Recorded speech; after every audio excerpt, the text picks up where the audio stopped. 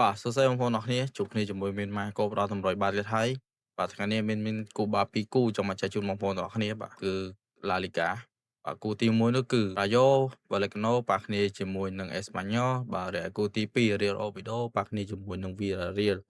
តើបងប្អូនមកចូលរួមទូទាត់លេងជាមួយមានទាំងអស់គ្នាថាក្រុម2នេះបាទក្រុមណាយកឈ្នះក្រុមណាហើយនឹងស៊ីគ្នាប្រមាណគ្រាប់កុំភ្លេចទូទាត់លេងនៅក្រោមវីដេអូនេះទាំងអស់គ្នា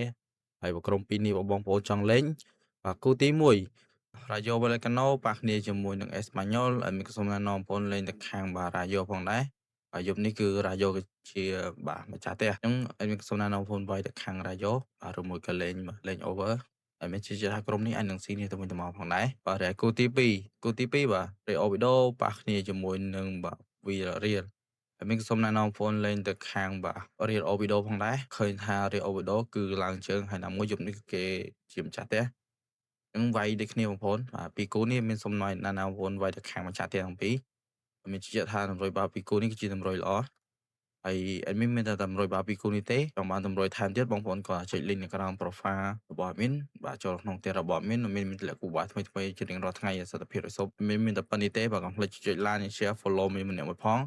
ដើម្បីជាកម្លាំងចិត្តឲ្យ admin ធ្វើវីដេអូបន្តបាទសូមអរគុណសូមជម្រាបលាជួបនៅវីដេអូក្រោយ